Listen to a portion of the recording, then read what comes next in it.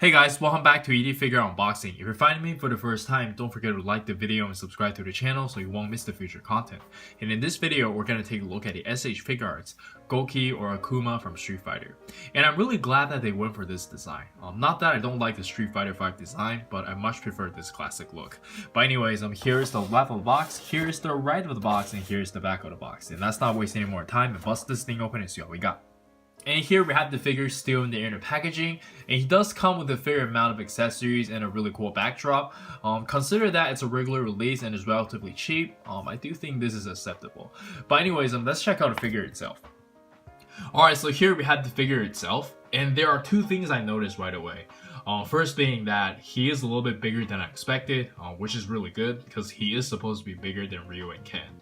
And another thing is that I feel like the skin tone looks a little bit cheap. I'm not sure if it's the shininess of the plastic or the lack of shading, but I feel like he could be a little bit darker. But you know, that's just my personal preference. Do let me know in the comments what you think. And let's take a closer look at figure. The fighting body looks really good. It's a really nice skull. But anyways, let's jump straight into the articulation. And for the articulation, let's quickly go over from the neck down. He can look up about this much, look down about this much, and you can turn his head no problem. And his shoulder is on a really nice butterfly joint. You can move it out like that.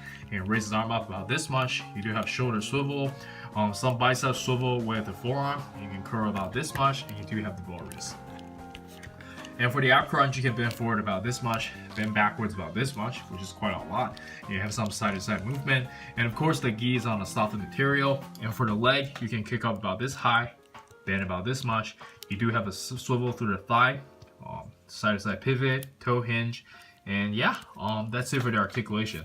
It feels even better than Ryu, which is a really good thing. But anyways, let's check out the accessories. And for the accessories, we can start with the default face, and I think they capture the likeliness of Akuma fairly well. I'm actually pretty happy with this. And then we get a sideways looking expression. And finally, we have an angry face, which looks okay. And for the interchangeable hands, we get a pair of open palms. And then we get a pair of style posing hands. And lastly, we get a Hadouken effect part, which is a really nice piece of translucent plastic, but that's it. I'm kind of mad that we didn't get a karate chop because I really like my overhead move. But anyways, let's check out some action poses.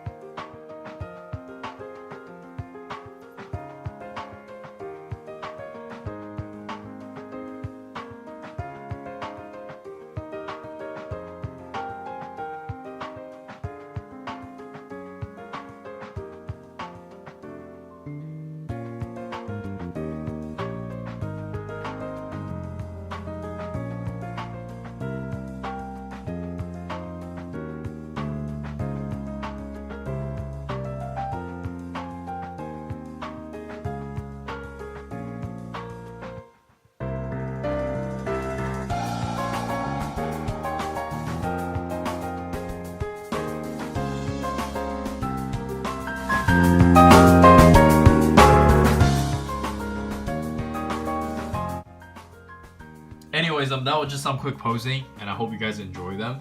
And after playing around with it, I like the figure even more. Very fun to pose with.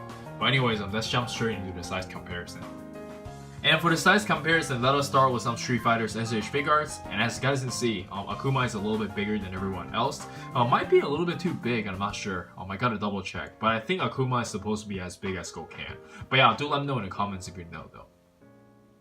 And next up, we have some Dragon Ball S.H.Figuarts.